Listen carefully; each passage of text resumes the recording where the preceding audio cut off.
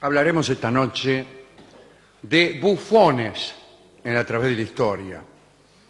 Voltaire dice que la palabra bufón proviene de bufo, término del bajo latín, con el que se designaba a los que aparecían en las representaciones populares con las mejillas infladas.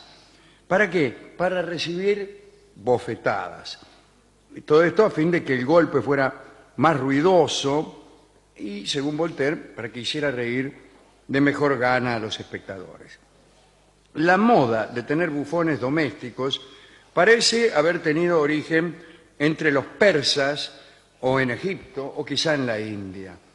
En antiguas pinturas de sepulcros egipcios se veían unos nobles acompañados de personajes contrahechos y grotescos.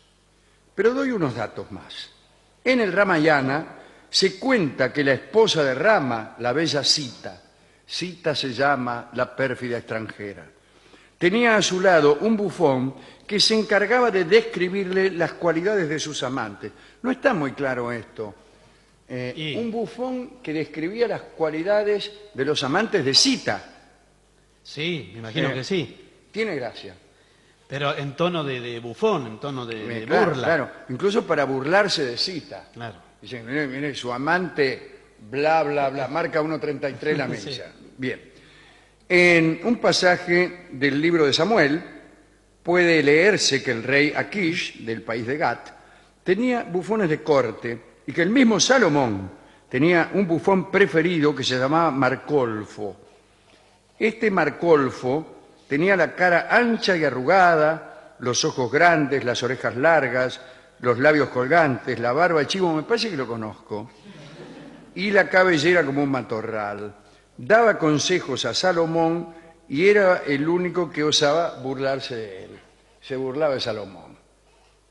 Los soberanos griegos tenían todos ellos bufones a su lado, solo que no había muchos soberanos griegos. Los reyes griegos eran un fenómeno que ocurría a veces. En algunos de los muchos estados en que la Hélade consistía, por ahí había un rey. Por ejemplo, el rey Filipo de Macedonia. Pero en otros lugares no había tal cosa, ¿no? Había ciudades-estados que eran democráticas o aristocráticas, también estaban los tiranos, etc. Pero el caso es que algunos reyes de Grecia, no había el rey de Grecia, algunos reyes de algunas regiones de Grecia tenían bufones. Los había en la corte de Alejandro, que era un tirano de Feres, no Alejandro de Macedonia, pero sí en la corte del papá de Alejandro, que era Filipo, ¿no?, de Macedonia. También en la corte de los Hierones en Sicilia también había bufones. Antíaco IX, que fue rey de Siria ya por el 100 a.C., quiso ser él mismo bufón. Era rey, pero quería ser bufón. Sin embargo, no encontró una jerarquía superior a quien destinar sus gracias, porque en aquel tiempo se era bufón del príncipe. Y si vos eras el príncipe, no era muy gracioso que te hicieras el vivo con el que te estaba por debajo. Lo piola del bufón era que se hacía indispensable para causar la gracia del que le estaba por encima. Bien, el caso es que estudió, sin embargo, Antíoco, ¿no?, con aplicación el oficio del farsante y aprendió a hacer desaparecer aceitunas. Está muy bien. A mí me causa gracia. A mí también, a mí también. Con la actuación de Antíoco IX, con su famoso número haciendo desaparecer las aceitunas. También dice que imitaba animales salvajes. A continuación voy a imitar un animal salvaje. Arf. Bleda, el hermano de Atila, tenía un bufón llamado Cercón, que era enano, patizambo, chato y desnarigado. Una gracia bárbara. Parece que este desdichado, Bleda, recorría el mundo de un extremo a otro. En realidad el que recorría el mundo de un extremo a otro era Atila. Bueno, y Bleda, el hermano de Atila, no podía estar ni un minuto sin Cercón, el bufón. Lo tenía a su lado en la mesa, en la guerra, y hasta hizo que le fabricaran una armadura a su medida. Bleda se divertía viéndolo moverse y escuchándolo hablar. Parece que Cercón mezclaba virtuosamente la lengua latina, la lengua de los hunos y la lengua de los godos. Entre los bufones domésticos de la antigüedad, quizá el más famoso fue Esopo, aquel esclavo que era también fabulista. Planudio, que fue un monje griego del siglo XIV, es decir, un griego bizantino, seguramente, ¿no? Por ahí se trata de Máximo Planudis, pero no estoy seguro, ¿eh? Bueno, escribió una biografía de Esopo que luego La Fontaine reprodujo con algunas modificaciones en su colección de fábulas.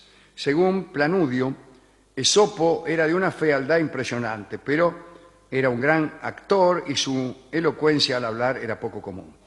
Esopo tuvo como amos al samio Janto, a un tal de Marco, ¿qué hace de Marco?, a Atenes y a Jadmón, y su función con estos no tenía nada que ver con el relato de historias edificantes como las fábulas que hemos conocido nosotros. Debía hacerlos reír solamente. Y para ello contaba las anécdotas más atrevidas y las historias más ingeniosas, como por ejemplo, resulta que había un señor llamado Pascual Angulo. Esas eran las historias que contaba Esopo. En Grecia estaba lleno también de bufones callejeros. Los más solicitados eran los imitadores de gruñidos de chancho. Ah, sí. Sí. A mí la cosa que más me hace reír es el imitador de gruñidos de chancho. Pero el chancho hace otra cosa que no sea gruñido, o el gruñido es el sonido del chancho. No lo sé, señor. Yo estoy hablando así como público. Los otros que también tenían mucho éxito es lo que imitaban cacareos de gallina. Caedón de Tracia, además de experto imitador y ventrílocuo, deslumbraba con unas muñecas traídas de Egipto a las que hacía mover con hilos y resortes. Y Aristóteles escribió acerca de estas muñecas en el capítulo 6 de Mundo. Y leo a Aristóteles. Cuando estos que mueven las figurillas tiran del hilo atado a uno de los miembros, éstas obedecen al punto y se ve doblarse su cuello, inclinarse su cabeza y sus ojos, sus manos, todos sus miembros parecen los de una mujer viva. Aristóteles hablando de las marionetas. Eran marionetas. Marionetas. Eran marionetas. Muchas veces los ciudadanos más ricos contrataban de por vida algunos de estos hombres con virtudes bufonescas. Había unos burladores públicos llamados planes. Formaban en tiempos de Filipo de Macedonia una verdadera corporación, una especie de cofradía burlesca que se reunía en el Diomeo o templo de Heracles, y Filipo quiso contratar a algunos para llevárselos para la casa, pero no quisieron los tipos. Filipo no se dio por vencido y envió una verdadera fortuna a aquella cofradía para que le mandaran una colección escrita con sus mejores chistes, las mejores gracias. Escribime, y dicen que la ejecución de las gracias enviadas no satisfizo a Filipo, que había dado orden a sus ayudantes para que ejecutaran las gracias, y no lograron sacarle ni una sonrisa. O sea, el tipo compró los chistes y después le dijo a los ayudantes de él, que sería, no sé qué, ordenanza de palacio. Sí. Dice, bueno, a ver, cuenten estos chistes. El tipo empezaron a leer. Había una vez un señor llamado Pascual Angulo, y no... Estaba mal leído, ese era el tema. Por Bueno, eso. claro, así era el asunto, ¿no? Sí. Bueno, en Roma, especialmente durante los banquetes, participaban los bufones. Su importancia era tal que ocupaban el sitio más relevante que en otros tiempos tomaban los cantores o los aedas homéricos, ¿no? Los bufones que participaban en los banquetes romanos eran especialmente expertos cantores de epigramas priápeos o priapeos. Se refiere al dios Príapo, cuyas virtudes no viene al caso enumerar. Eran poemas eróticos que tenían como tema básico al dios Príapo. Así los epigramas que lanzaban estos bufones eran breves sátiras en verso que terminaban con una expresión así punzante. Por ejemplo, qué sé yo, hermana no tengo. Bien. También existía en los banquetes la figura del parásito. El parásito en Roma era un personaje que solía ser invitado a comer a condición de estar siempre de buen humor, de excitar la risa, de hacer buena cara a las injurias que se le hicieren y aún de recibir sonriendo cualquier cosa que le tiraran por la cabeza, ¿no? Escribió Luciano, un filósofo escéptico del siglo II, al respecto. El parásito, parece Aristóteles. Sí, es pariente. El parásito es un miserable que sin preocuparse de las cuestiones filosóficas con las que nada tiene que ver, ni del gobierno del mundo que le importa poco, ríe, creyendo que todo va bien. Come, bebe y se regocija, gozando en paz, sin ser siquiera atormentado por los malos sueños, pues como no tiene ninguna inquietud de día, no puede tenerla de noche. Dice Luciano que era decidor. Sí.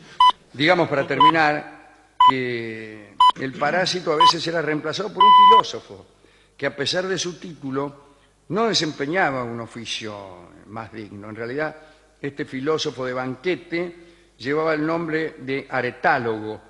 Provocaban la risa con ocurrencias chistosas después de exponer sentencias filosóficas.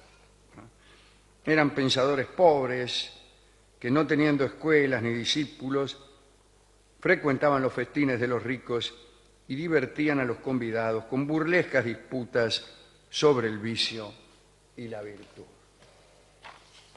Esto es todo lo que tenía para decir de los bufones.